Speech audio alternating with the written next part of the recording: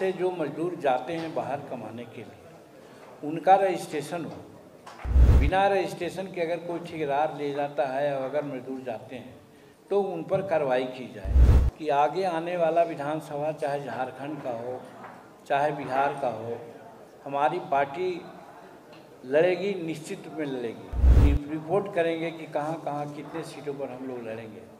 नमस्कार, आप देख रहे हैं दर्श न्यूज। मैं हूं दिव्यांशु।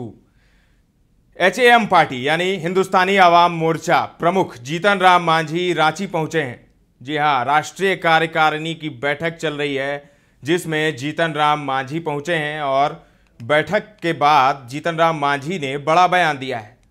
बिहार के विधानसभा चुनाव को लेकर, झारखंड के विधानसभा चुनाव को लेकर तमाम बातें उन्होंने रखी है और उन्होंने बड़ा बयान दे दिया है। एक तो उन्होंने कहा कि उनकी पार्टी देश स्तर की पार्टी हो गई है।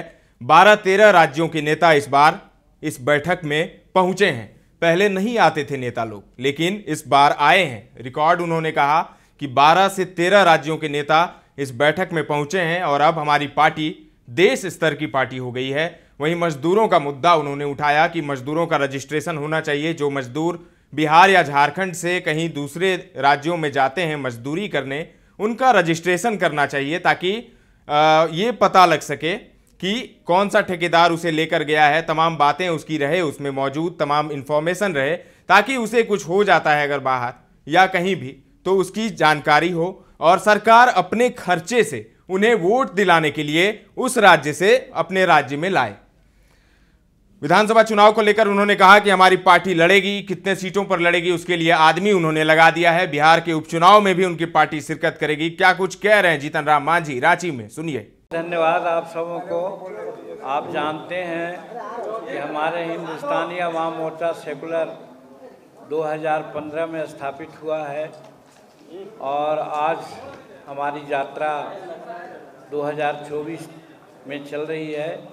उसका एक पड़ाव ये भी था कि हर 3 महीना पर नहीं होता, 6 महीना पर, साल में 2 या 3 बार हम लोग अपना राष्ट्रीय कार्यकारिणी की बैठक करते हैं। वही बैठक आज बिरसा मुंडा जी की इस पवित्र भूमि में झारखंड में रांची में हम लोगों ने आज किया। हमारे कार्यकारिणी समिति के सभी सदस्य यहाँ उपस्थित थे। इस बैठक की उपस्थिति में विशेषता ये रही कि आज हम लोग लगभग 2-3 दर्जन बार कार्यकारिणी की बैठक किया है, चाहे पटना में किया हो, चाहे दिल्ली में किया हो, चाहे दिल्ली वहाँ किशनगंज में किया हो। तो आज लगभग 12-13 राज्यों के लोग यहाँ पर उपस्थित थे। इतनी बड़ी संख्या में बाहर के नेतृत्व करने वाले हमारे नेता लोग नहीं आते थे। आज 12-13 राज्यों के नेता लोग हैं। ये हमारे लिए सौभाग्य की बात है। हम कहना चाहेंगे फख्र के साथ कि हिंदुस्तानी अवाम मोर्चा सेकुलर अब सिर्फ बिहार की पार्टी नहीं रही जो पराया लोग कहते थे। ये देश स्तर की पार्टी हो गई है और आज यही सूचना देना चाहते हैं आपको खुशी से। अब बैठक में संगठनात्मक मुद्दों पर बात हुई है कि हम लोग संगठन को कैसे मजबूत करेंगे। उसके लिए 6 या 7 रेजोल्यूशंस लिए गए हैं। उन रेजोल्यूशन के बारे में हमारे प्रधान सचिव आपको बोलेंगे, सबों के बारे में उसकी एक कॉपी आप लोगों को दे देंगे।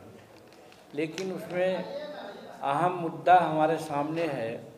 सब हिसाब किताब बराबर उन्होंने करके हिंदुस्तानी अवाम मोर्चा के जो घाव पड़े थे उस घाव को उन्होंने मलहम नहीं लगाया, एकदम फर्स्ट क्लास से उसको रिपीट कर दिया कि उसका घाव ख़त्म हो गया। और साथ साथ विभाग भी अच्छे दिए हैं। विभाग भी ऐसा कि यहाँ पर जो गरीब तबकों की संख्या है 70% बताई जाती है और 70% गरीबों के लिए जो उद्योग है, कहा जाता है कि व्यापारे बसंती लक्ष्मी, माने लक्ष्मी का निवास व्यापार में होता है। हमारे पुराने ज़माने में भी कहा गया था उत्तम खेती मध्यम मांग नीच चाकरी भीख निदान। तो इस दृष्टिकोण से हमारे देश में मात्र 25,000 बहुत बड़े बड़े उद्योग हैं और छोटे छोटे उद्योग, जो मंझला उद्योग है, छोटा उद्योग है और जो सूक्ष्म उद्योग है, इसकी संख्या लगभग 6 करोड़ है। तो आप जोड़ सकते हैं कि 6 करोड़ उद्योगों को देखभाल करने के लिए, उसमें लगे हुए मजदूरों की भलाई के लिए, आगे और सेल्फ एम्प्लॉयमेंट देने के लिए आज जो MSME विभाग दिया गया है हिंदुस्तानी आवाम मोर्चा को, कहने का मतलब है कि 70% गरीबों को सेवा करने का मौका दिया गया है। इसके लिए हम लोगों ने प्रधानमंत्री को निश्चित रूप में आभार व्यक्त किया है, धन्यवाद दिया है। और फिर प्रधानमंत्री को हम लोगों ने धन्यवाद इस रूप में भी दिया है कि जो बजट पास हुआ है इस बार, बजट आप लोग जानते हों कि 48 लाख करोड़ के आसपास में है। लास्ट ईयर करीब 45 लाख करोड़ का था, उसको बढ़ा करके 48 लाख करोड़ का बजट दिया गया है। उस बजट में अगर हम आपको बताते हैं तो ये कहना चाहेंगे कि बिहार को कर्णांकित तो लगता है कि 60,000 करोड़ का मिला है, उसका बताएंगे तो समय लग जाएगा। लेकिन जैसे उन्होंने बताया है कि गया विष्णुपद को और गया महाबोधि मंदिर बोध गया को कॉरिडोर रोड बनाया गया है राजगीर तक। इस कॉरिडोर बनाने में तो 10-5 हज़ार में नहीं बनेगा, इसमें भी लाख करोड़ रुपया लग सकता है, ये भी मिला है। आते हैं और वोट कास्ट करते हैं तो हम समझते हैं हिंदुस्तानी आवाम मोर्चा के पार्टी के सेहत पर बहुत अच्छा प्रभाव पड़ेगा और पड़ता है, लेकिन वो नहीं हो पा रहा। इसीलिए हम लोगों ने आज लिया है निर्णय कि हम सरकार से मांग करें, भारत सरकार हो, बिहार सरकार हो या झारखंड सरकार हो, कि जहाँ से जो मजदूर जाते हैं बाहर कमाने के लिए, उनका रजिस्ट्रेशन हो। बिना रजिस्ट्रेशन के अगर कोई ठेकेदार ले जाता है और अगर मजदूर जाते हैं तो उन पर कार्रवाई की जाए, एक बात।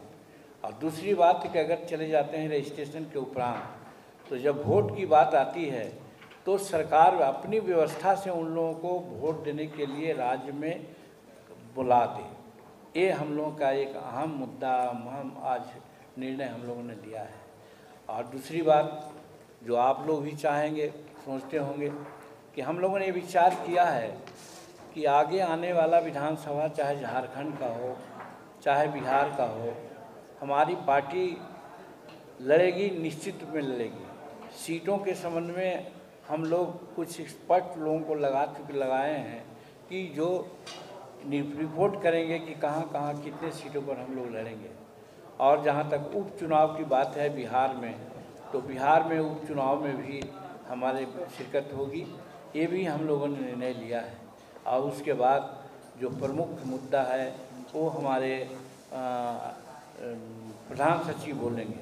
और एक अहम मुद्दा इसमें बात आई है कि हम लोगों ने मुक्त कंठ से भारत के यशस्वी प्रधानमंत्री नरेंद्र भाई मोदी जी का हम लोगों ने प्रशंसा किया है, आभार व्यक्त किया है कि उन्होंने एक ऐसा मौका दिया हिंदुस्तानी आवाम मोर्चा सेकुलर का कि जिससे समझ से हिंदुस्तान के लोग हमारे हिंदुस्तानी आवाम मोर्चा सेकुलर को जानने लगे। आप जानते हैं कि विगत लोकसभा चुनाव में हमें मात्र 1 सीट मिली थी। हम लोगों ने सब्र किया, हम लोगों ने कोई चीज को नहीं किया कि हमको 10 सीट चाहिए, 5 सीट चाहिए। 1 सीट लड़े, 1 सीट जीते।